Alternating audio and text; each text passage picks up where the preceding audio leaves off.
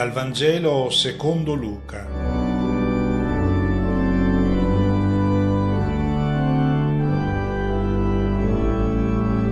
Una buona domenica a tutti. Nel Vangelo della scorsa settimana Gesù ci ha presentato la figura di quell'agricoltore insensato che aveva commesso un gravissimo errore, quello di ampliare i suoi magazzini, non lasciare uscire nemmeno un chicco di grano che non venisse pagato, e poi alla fine era rimasto senza niente, proprio quando pensava di aver risolto i problemi della sua vita. Aveva perso tutto, tante fatiche per niente, perché non era riuscito a trattenere nulla del frutto del suo lavoro. Come evitare di ritrovarsi in questa situazione al termine della propria vita? Perché è un problema che ci riguarda tutti. Allora sentiamo che cosa ci suggerisce Gesù.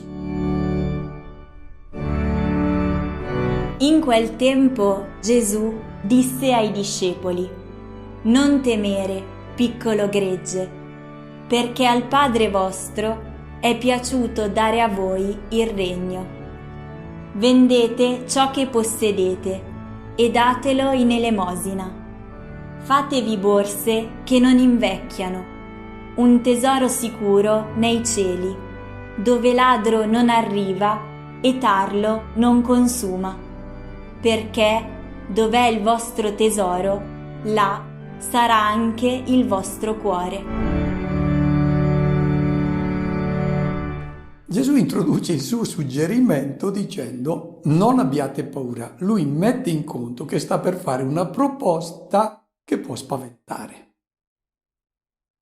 Se il problema fosse quello di accogliere un suggerimento riguardante la preghiera, le devozioni, qualche pratica religiosa, Gesù non avrebbe introdotto il discorso dicendo: non abbiate paura, a fare queste cose non si ha nessuna paura. Ma qui si tratta della gestione dei beni, cose concrete, case, campi, macchina.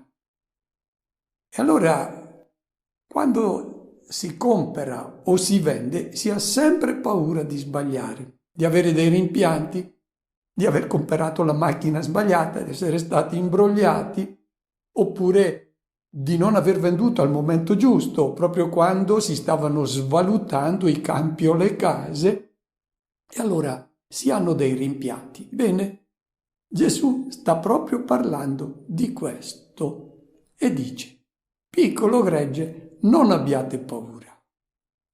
E qui invece la paura aumenta, perché se parla di piccolo gregge vuol dire che sono poche le persone che seguono il suo consiglio, e è un affare molto rischioso quello che lui sta per proporre, tanto è vero che non sono le masse che gli danno retta, è sempre un piccolo gruppo.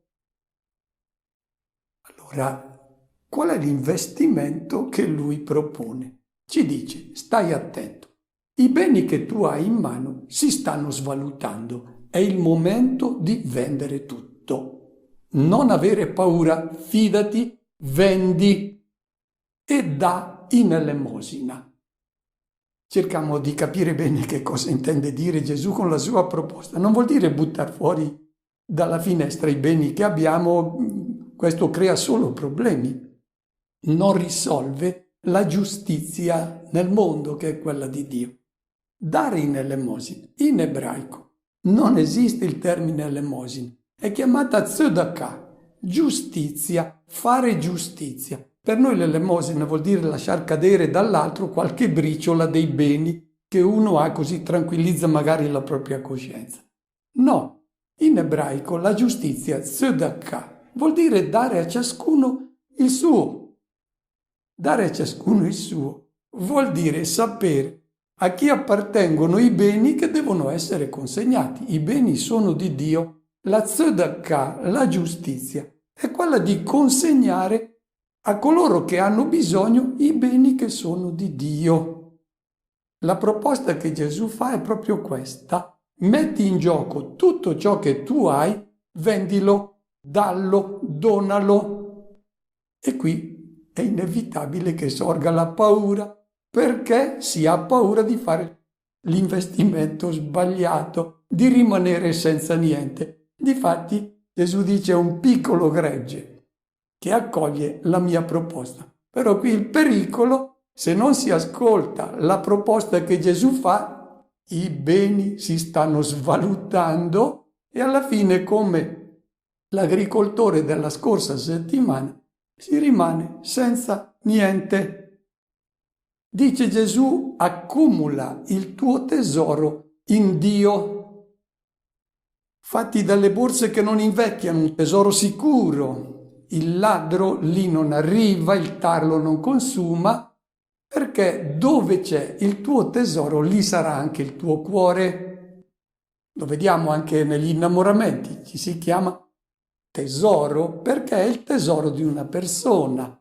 Bene, l'agricoltore stolto non aveva tenuto presente che arrivava il ladro, la morte, che porta via tutto quello che tu non hai donato. È rimasto senza niente. E Gesù adesso chiarisce bene la sua proposta con 3 parabole. Sentiamo la prima. Siate pronti, con le vesti strette ai fianchi e le lampade accese. Siate simili a quelli che aspettano il loro padrone quando torna dalle nozze, in modo che, quando arriva e bussa, gli aprano subito. Beati quei servi che il padrone al suo ritorno troverà ancora svegli. In verità io vi dico, si stringerà le vesti ai fianchi, li farà mettere a tavola e passerà a servirli. E se giungendo nel mezzo della notte o prima dell'alba li troverà così, beati loro. La prima parabola ci colloca nella casa di un signore ricco che è partito per una festa. È chiaramente Gesù che è entrato nella casa del Padre per la festa che ci attende poi tutti. Siamo di fronte a un passaggio di consegne che è avvenuto nella Pasqua. Gesù ha compiuto la sua missione, ma vuole che l'opera da lui svolta abbia continuità. E allora ha affidato ai suoi servi la sua casa. La casa è chiaramente la comunità cristiana che deve portare avanti il mondo nuovo a cui lui ha dato inizio. Nella casa sono tutti servi. Non c'è nessun padrone.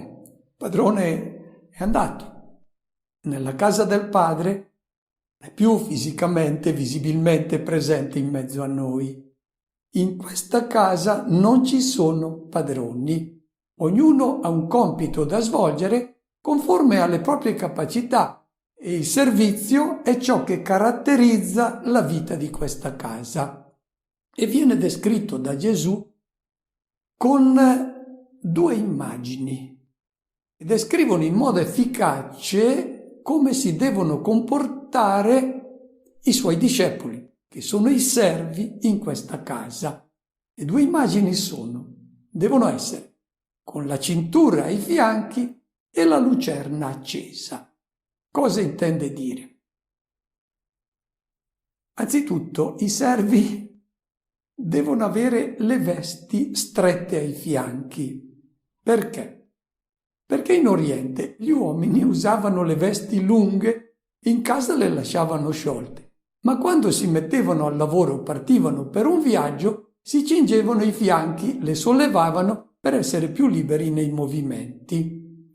Gesù dice, voi non potete mai sciogliere le vesti, sempre cinte ai fianchi, cioè non avete dei momenti liberi in cui vi rilassate, dovete sempre essere disposti a servire.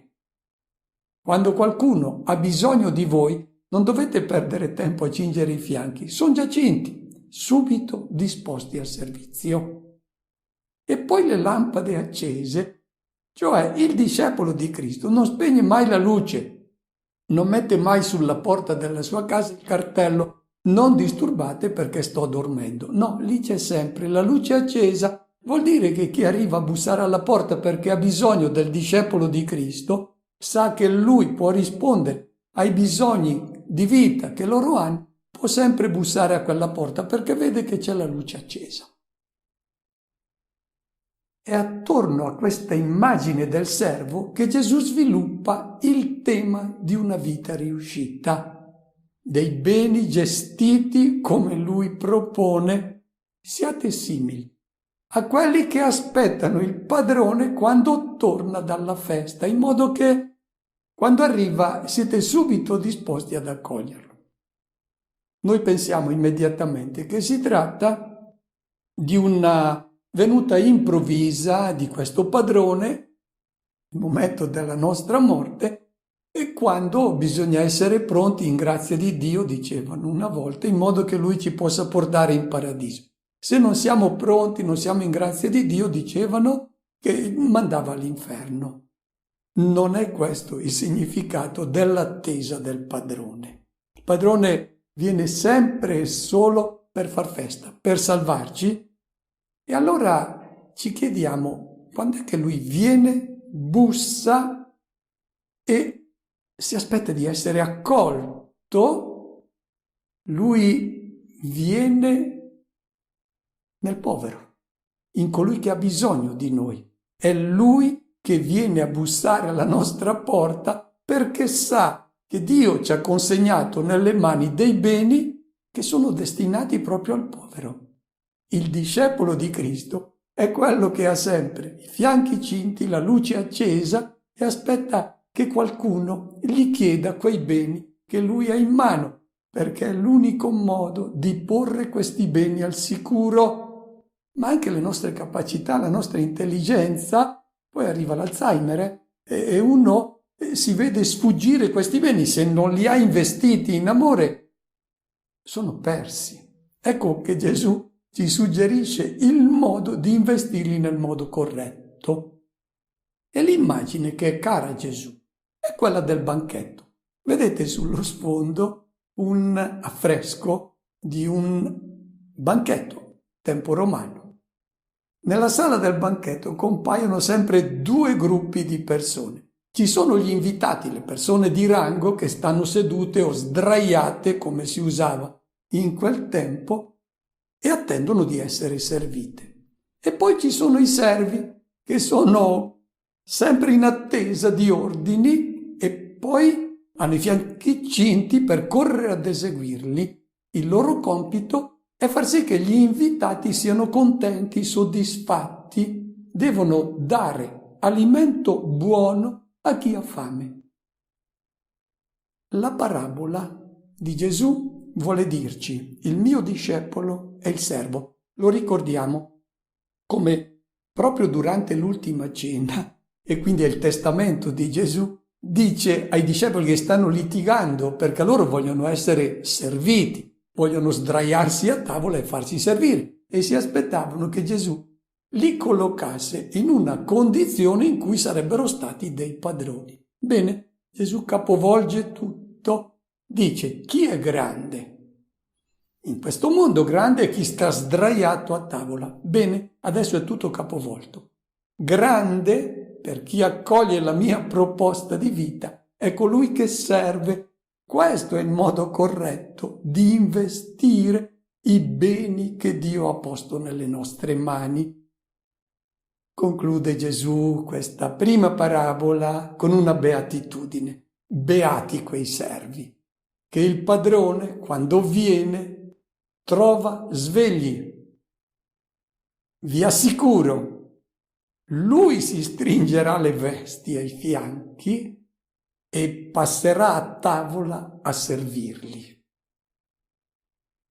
Ed è un'immagine che ritorna nell'Apocalisse, questa di Dio che si mette a servire coloro che assomigliano a Lui, perché Dio è servo dell'uomo. Quando si è fatto vedere in Gesù di Nazaret, non è il padrone, è il servo. La grandezza di Dio è il servizio, perché il servizio è amore. La grandezza dell'uomo è quella di essere come Dio, servo dei fratelli. Dice nell'Apocalisse, al capitolo 21, Dio sarà l'Emmanuele, il Dio con loro, e asciugherà ogni lacrima dai loro occhi. È bella questa immagine di Dio servo che dà alimento nella festa e passa ad asciugare le lacrime che fanno parte della nostra vita. Gesù adesso vuole metterci in guardia dai ladri. È un'immagine un po' strana questa del ladro, perché è Dio che è presentato come un ladro, che viene a portarci via i beni.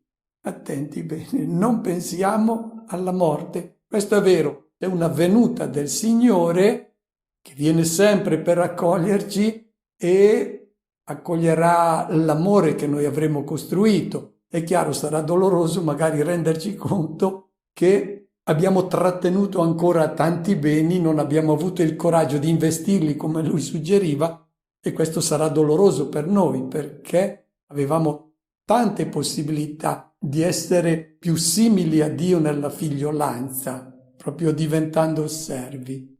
Bene, nella seconda parabola adesso ci parla proprio dei ladri. Ascoltiamo. Cercate di capire questo. Se il padrone di casa sapesse a quale ora viene il ladro, non si lascerebbe scassinare la casa.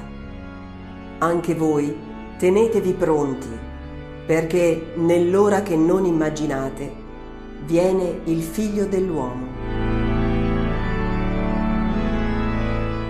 Questa immagine del ladro che arriva quando meno te l'aspetti e ti porta via tutto è singolare, perché è applicata a Dio, al Signore, che viene nella nostra vita.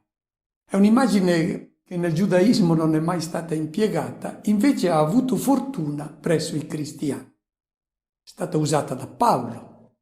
Voi ben sapete, dice nella prima lettera ai Tessalonicesi, che come un ladro di notte così verrà il giorno del Signore. E anche Pietro, nella sua seconda lettera, dice: il giorno del Signore verrà come un ladro. E ricorre anche nell'Apocalisse questa immagine. Dice Gesù: voi tenetevi pronti perché nell'ora che non immaginate il Figlio dell'uomo viene. Se fosse Dio che viene nella nostra vita nel momento della morte per portarci via tutto, non sarebbe un'immagine molto simpatica di Dio. Le venute del Signore sono sempre opportunità di salvezza. E allora la raccomandazione è chiara: stai attento ad accogliere il Signore che viene nella tua vita, perché arriva all'improvviso, come accade con i ladri, devi sempre stare attento. Il significato della parabola è molto chiaro. È vero che il Signore arriva per l'incontro ultimo della nostra vita. È molto importante, certo, quel momento, e è necessario essere impreparati ad accoglierlo. Ma non arriva in genere all'improvviso questo momento, c'è la vecchiaia, la malattia, i dolori, il deperimento, gli acciacchi. Non è questo il significato dell'immagine del ladro. La parabola ci parla di un ladro speciale che si presenta quando meno ci se l'aspetta, ma non viene per rubare, viene per salvarci. L'immagine del ladro è per mettere in guardia dal pericolo di perdere questa opportunità. Quando viene questo Dio all'improvviso, viene nelle vesti del povero che ci chiede un servizio. Questo povero è un ladro, porta via i nostri beni, ma viene per salvarci, salva i nostri beni, li mette al sicuro, perché se rimangono nelle nostre mani fanno la fine dei beni accumulati da quell'agricoltore insensato. Ma se il povero noi lo accogliamo, perché arriva all'improvviso, chi ha bisogno ci chiede aiuto in un certo momento preciso, inaspettato, Gesù ci dice: stai sempre attento perché ti viene a salvare i beni, li mette al sicuro il povero. Perché quando i beni tu li hai consegnati al povero, sono diventati amore, e l'amore è l'oro di cui è fatto Dio. Povero ci salva dall'attaccamento ai beni come se fossero nostri, ma i beni non sono nostri. Alla fine la salvezza è quella di essere trovati senza niente, è quello di avere consegnato tutti i beni che Dio aveva posto nelle nostre mani. C'è un bel detto di Giovenale, una famosa locuzione: cantabit vacuus coram latrone viator, che significa il viandante che ha le tasche vuote, non ha nulla con sé, quando incontra il ladro comincia a cantare, si mette a ridere, non gli può portare via nulla. Stiamo attenti, perché la morte alla fine è proprio un ladro. Se noi abbiamo dei beni trattenuti, quelli vengono portati via, quelli invece che sono diventati amore perché li abbiamo consegnati al povero, quelli sono realmente nostri. Gesù ha raccomandato la vigilanza, perché i beni di questo mondo sono preziosi. Ma c'è qualcuno che deve vigilare più degli altri, e a costoro è dedicata la terza parabola. Allora Pietro disse: Signore, questa parabola la dici per noi o anche per tutti? Il Signore rispose: Chi è dunque l'amministratore fidato e prudente che il padrone metterà a capo della sua servitù per dare la razione di cibo a tempo debito? Beato quel servo che il padrone arrivando troverà ad agire così. Davvero io vi dico che lo metterà a capo di tutti i suoi averi. Ma se quel servo dicesse in cuor suo: il mio padrone tarda a venire, e cominciasse a percuotere i servi e le serve, a mangiare, a bere e a ubriacarsi, il padrone di quel servo arriverà un giorno in cui non se l'aspetta e a un'ora che non sa. Lo punirà severamente e gli infliggerà la sorte che meritano gli infedeli. Il servo che, conoscendo la volontà del padrone, non avrà disposto o agito secondo la sua volontà, riceverà molte percosse. Quello invece che, non conoscendola, avrà fatto cose meritevoli di percosse, ne riceverà poche. A chiunque fu dato molto, molto sarà richiesto. A chi fu affidato molto, sarà richiesto molto di più. La terza parabola viene introdotta come risposta a Pietro, che ha chiesto al Signore chi sono coloro che devono stare vigilanti. La risposta chiaramente è: tutti devono vigilare, ma c'è qualcuno che è stato messo a capo di questa servitù perché era una persona fidata e prudente. Sono belli questi due aggettivi che sono attribuiti da Gesù a coloro che fra tutti i servi sono stati scelti per essere amministratori, non padroni. Sono servi fra i servi, ma sono persone particolarmente fidate che il Signore metterà a capo. È bello il futuro perché si riferisce chiaramente alla vita della comunità cristiana che Gesù ha voluto, una comunità di servi presieduta da amministratori, persone fidate. Il loro servizio qual è? Come deve essere svolto? Anzitutto diciamo, se il piccolo gregge, che è la comunità cristiana, non facciamoci illusioni dalle grandi masse, chi accoglie la proposta di investimento fatta da Gesù, finché si tratta di devozioni, ci sono grandi masse. Ma quando si capisce qual è la proposta di investimento che fa Gesù, ci si riduce di numero, inevitabile. Questi amministratori dovrebbero essere proprio coloro che hanno fatto la scelta decisa di amministrare i beni secondo la proposta fatta dal Maestro. E quindi, prima che con le parole, è con la loro vita, una vita donata, come ha fatto Gesù di Nazaret, che è rimasto davvero senza niente perché ha donato tutto.